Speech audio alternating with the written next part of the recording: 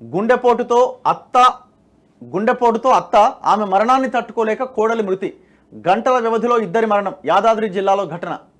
ఇయాల రేపు అత్తా కోడలు అంటే కేవలం వీళ్ళు పంచాయతీ పెట్టుకుంటారన్న కోణంలోనే మనం ఆలోచిస్తూ ఉంటాం.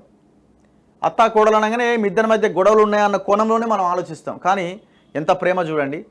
అత్త గుండెపోటుతో చనిపోతే కోడలు కూడా ప్రాణాలు కోల్పోయిందట పాపం. ఎక్కడిది? చాలా దారుణమైన విషయం. ఏ ఇంట్లో అయినా సరే అత్తా కోడళ్ళ ప్రస్తావన వచ్చిందంటే వారి మధ్య జరిగే గొడవలే ముందుగా మనకు గుర్తొస్తాయి. కానీ ఓ ఇంట్లో మాత్రం అత్తగారి అకాల మరణాన్ని తట్టుకోలేకపోయిన కోడలు ఆమె వెంటే లోకాన్ని వీడింది. గంటల వ్యవధిలో అత్తా కోడళ్ళు మరణించిన ఈ ఘటన యాదాద్రి భువనగిరి జిల్లాలో ఆదివారం జరిగింది. యాదగిరిగుట్ట మండలం దాతరుపల్లి మధిర పంచాయతీ పరిధి గొల్ల గుడిసె గ్రామానికి చెందిన అత్తా కోడళ్ళు చుక్కల భారతమ్మ 65 సంవత్సరాలు, చుక్కల మంగమ్మ 26 సంవత్సరాలు గంటల తేడాతో కన్నుమూశారట. భారతమ్మకు 2 కుమారులు కాగా మంగమ్మ చిన్న కొడుకు భార్య. అయితే భువనగిరి మండలం రాయగిరి గ్రామంలో ఉన్న తన తల్లి ఓ గొడవలో గాయపడడంతో పరామర్శించేందుకు భారతమ్మ శనివారం వెళ్ళింది.